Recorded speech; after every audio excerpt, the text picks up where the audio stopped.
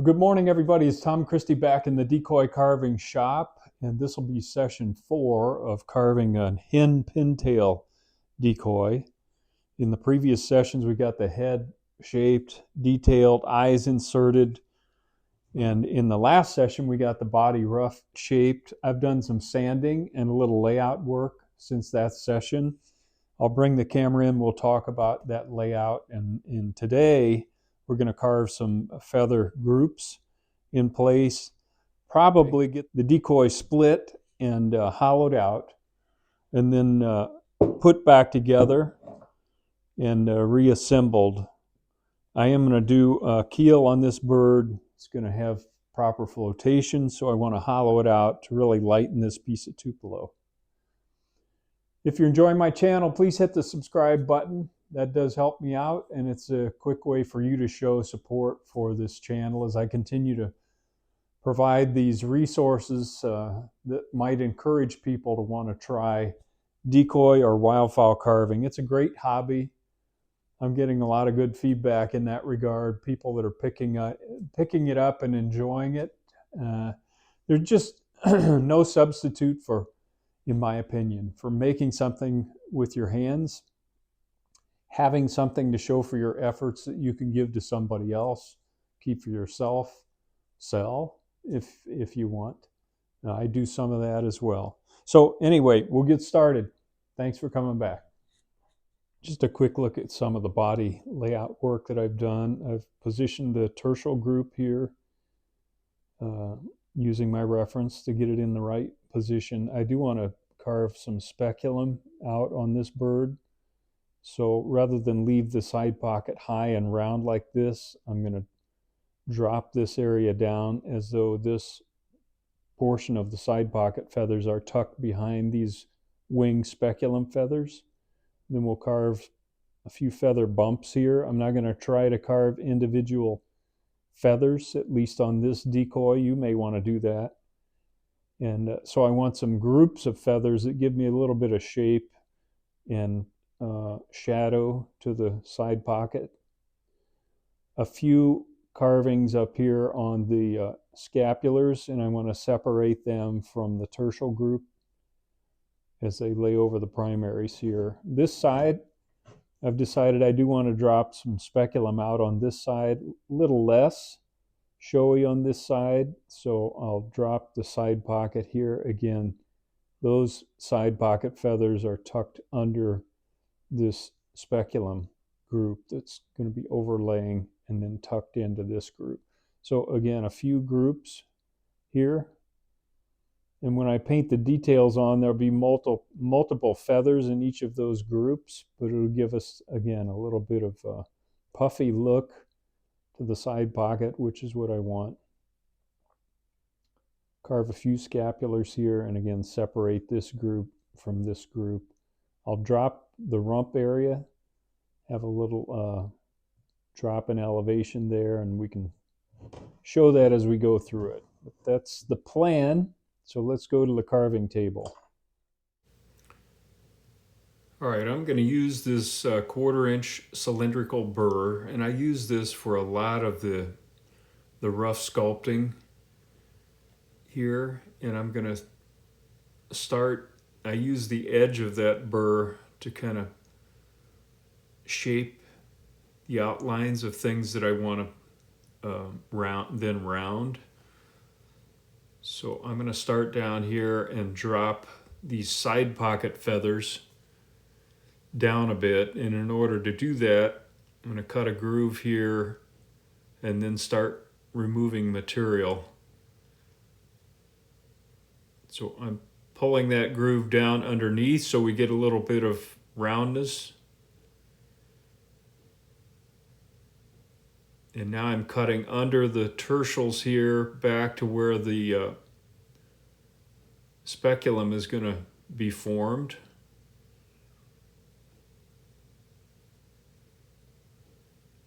This is actual speed, by the way, and I may speed it up a little bit later, but using a burr, I just want to show you the actual speed. Now I'm using the end of that burr, like an end mill, to flatten that area and take the speculum area down to a lower level. It's a little hard to see here, but we'll have better views as we go. I don't have a camera person, so it kind of is what it is. Now I'm rounding those side pocket feather groups. I'm undercutting one of those feather groups so we cast a little bit of a shadow down below. There's a better view. So you can see I'm beginning to form those side pocket feather groups and then removing wood in this wing and speculum area so it's down at a lower level.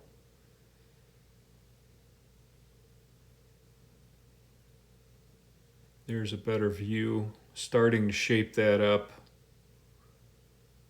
This is where I had said before, you need to leave enough wood in this area that we can remove wood and have enough wood to really shape things up.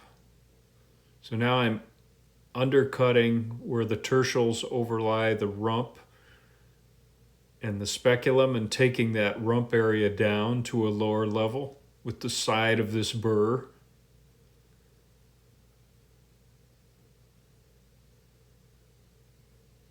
And then rounding that rump area so it looks round and soft.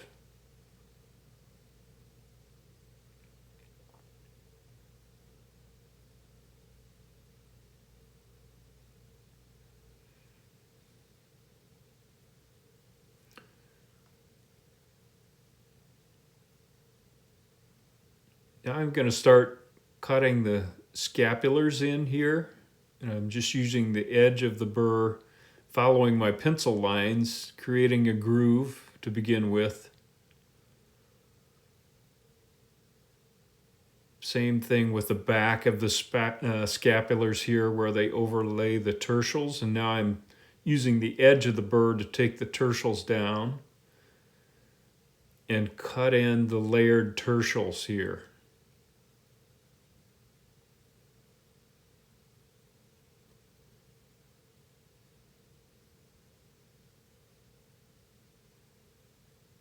So each tertial overlays the next.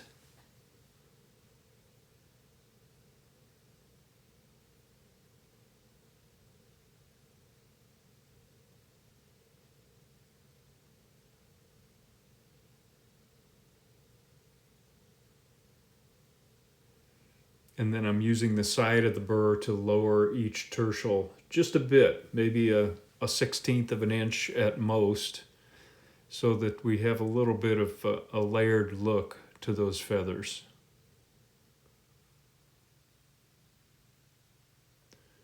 There's a better view with the light.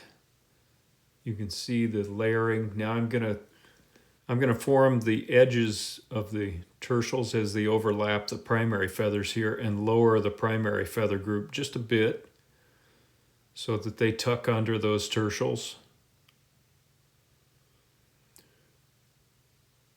In my carving style, I tend to jump around a bit and it doesn't lend itself real well to instruction, but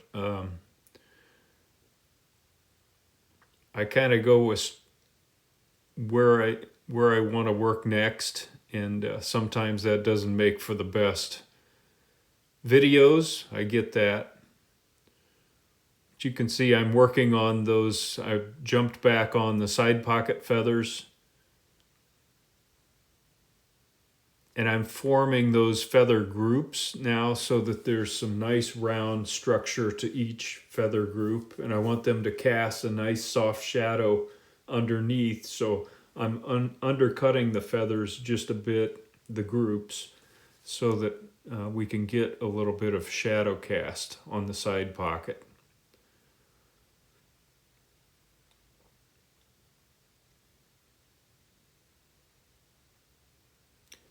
You can see those tertials the way I've layered them. I'll have to do some adjustments on the speculum and on the primary feathers cross there to make sure my angles are right. All right, now you can see a little bit of shadow cast there, and those are starting to form up. Again, this is all very rough carving. Now I'm going to use the side of the burr and take each of these scapulars down a little bit so that we form kind of a layered look to these feathers as well. And I'm not going to carve all groups on the back of the bird, just kind of like the side pocket. I'm just carving an indication of some feather structure and call it good. And then I'll use paint to paint all the individual feathers and add life to those.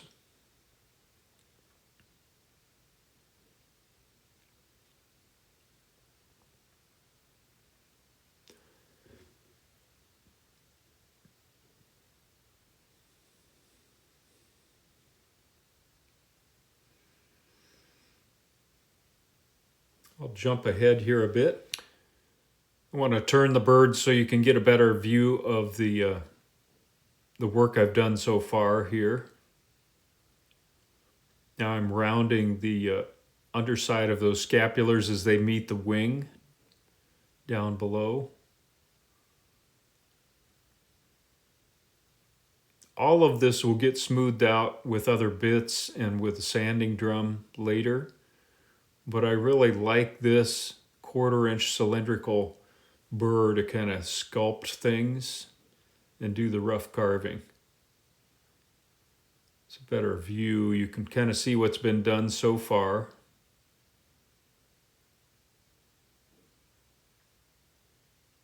Need to define that tertial a little more. Do a little work on these primaries as they tuck under the tertials.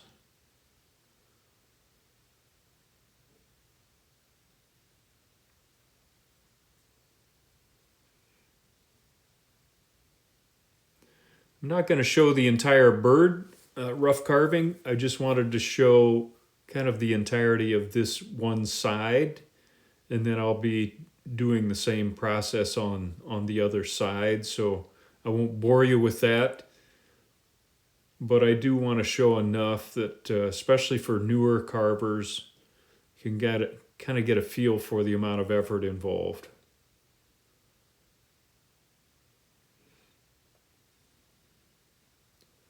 There's a little bit of a separation here between the this group of feathers on the side of the rump, and then this group of feathers that goes back to the tail covert. So I'm carving that in so that we have a little bit of a separation there.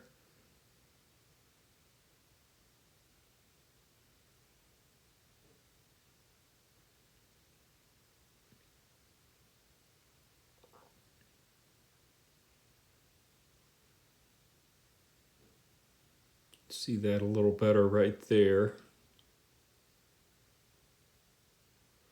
Now I'll duplicate that process on this side and then come back. Now I'm going to change bits and use kind of a flame shape burr. And the roundness of this lets me do some more sculpting and rounding. So again, I'm still rough carving, but I can't get it all done with that cylindrical shape. This gives me a little better chance to get in with the point of that flame shaped burr and define things further and get into some of these tighter areas and do some rounding. So I'm going to use that burr to go over this entire carving work that I've done with the cylindrical burr, with the goal of shaping things up, rounding things, getting a softer look overall.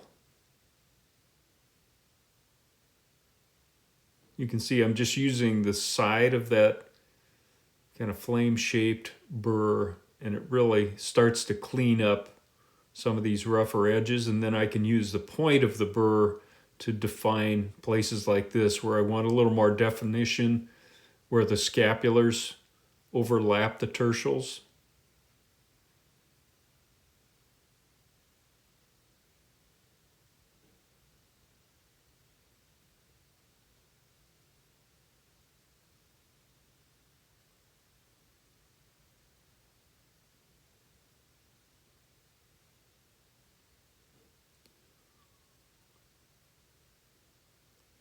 This is kind of nice, this marathon grinder. I can use almost like a pencil and shape things up.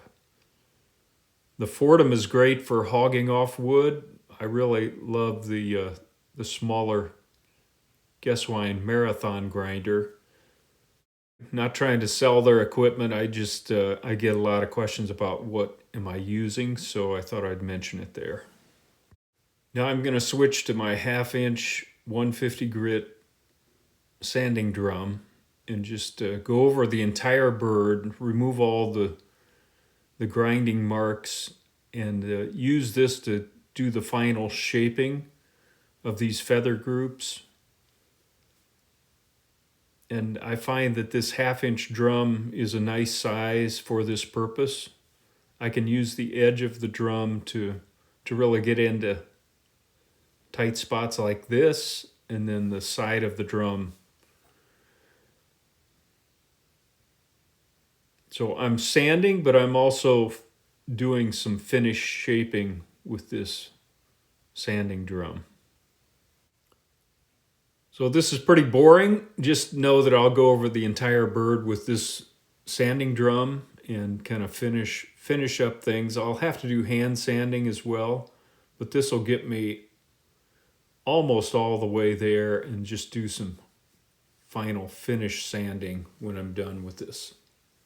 Okay, let's jump ahead.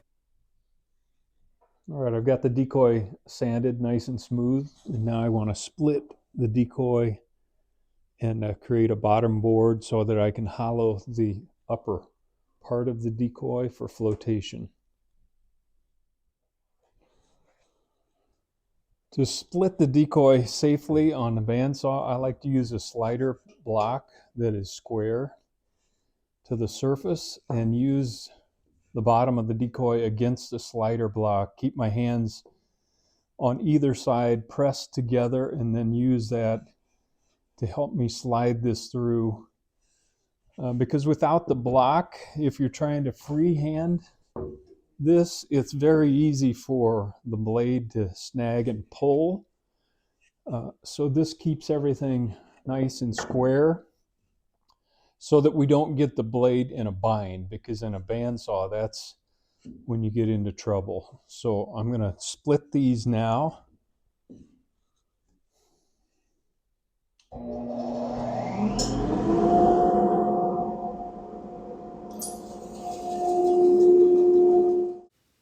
Just going to take it very slow and just slowly move through the bird. Let the blade do the work. Not try to push it too hard and get it in a bind.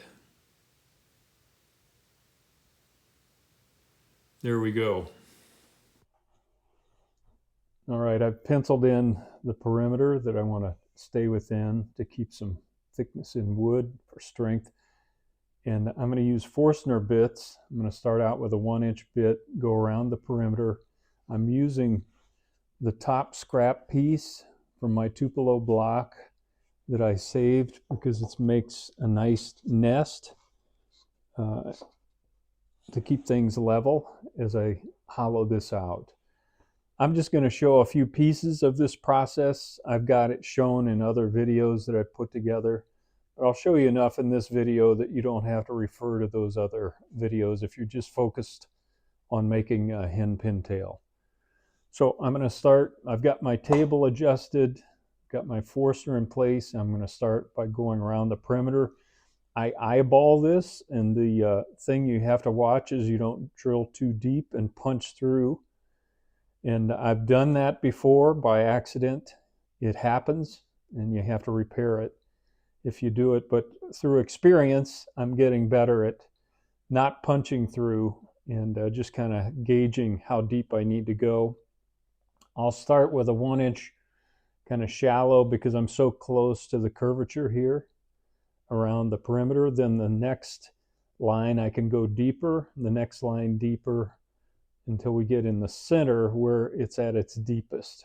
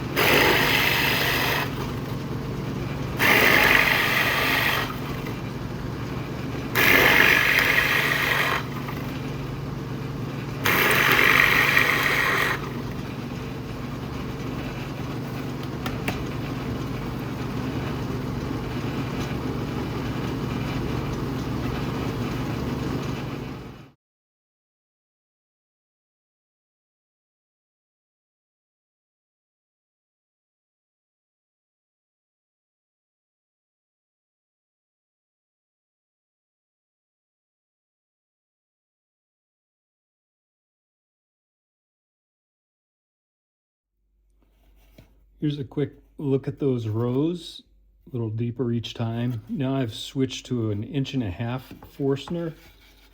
And again, I'm going to keep my hands away from that nasty bit and peel off on an angle some of these shelves just to remove some more material and finish the job.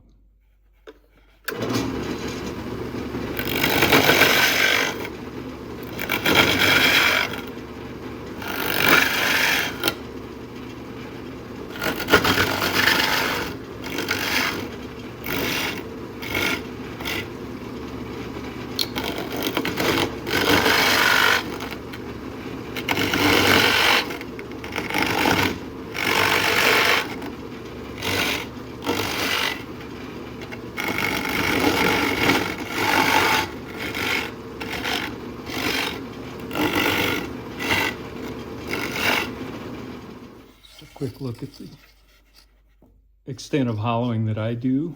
I'll clean up a little bit with sandpaper inside, but I've left about a 1/2 inch thickness all throughout.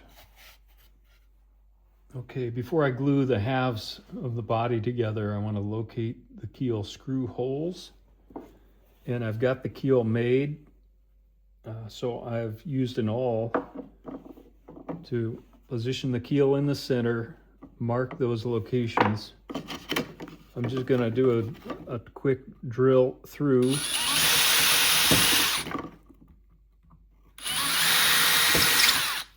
And the reason I want to do that is I want to put some, this is a pretty thin and soft bottom board for a decoy, so I want to put some oak in here for those keel screws to really have something to anchor to and make sure we keep this watertight. So I'll cut a few pieces of oak, we'll glue them in place. Now I know where they need to be, and then we'll get the body halves glued together.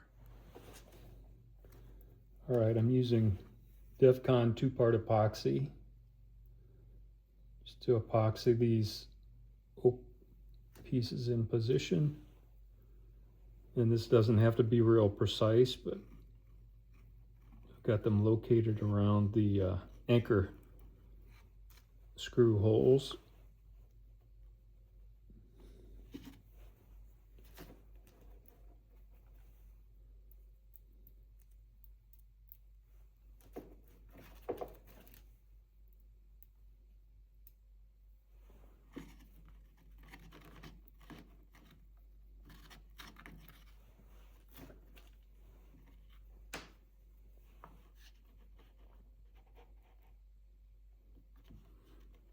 I'll let that cure and then we can put the halves together.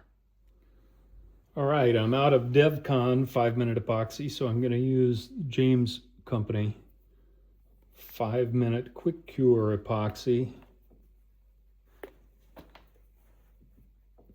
And I'm going to put that on both halves of the decoy.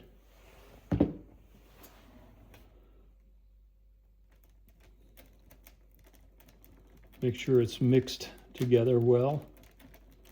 And I did put some locating brads in 4 positions there, and then snip the heads off those brads so that I could use those as locators. And what that helps is when you push these halves together, they tend to slide around. That'll make sure we maintain the right location for the body halves. And I think it also adds a little bit of strength. So I'm going to go around the perimeter just where I've penciled in and do this very quickly. So I'll just show a portion of this, but spread this on both body half sections so we don't have any dry wood areas, and then I'll come back. All right, body sections glued together. I'm using a can of lead, a little extra weight, a sledgehammer, just to maintain pressure on that epoxy joint as it cures, and then we can get that out of the way. Using the same epoxy to position the head and rock that back and forth to make sure we get a good bond. I've got that lined up on my registration marks, front and back, so I get the head angle that I'm looking for, and then I'm going to wipe off the excess epoxy. Okay, that's a good place to end this session. I'm going to let that epoxy cure overnight, and then in the next session we'll deal with the seams in both areas, probably get the decoy sealed, and get flotation checked out. I'm going to knock off for the night, get a cold beer, go watch the Super Bowl. Until next time, Tom Christie signing out. Good carving to you.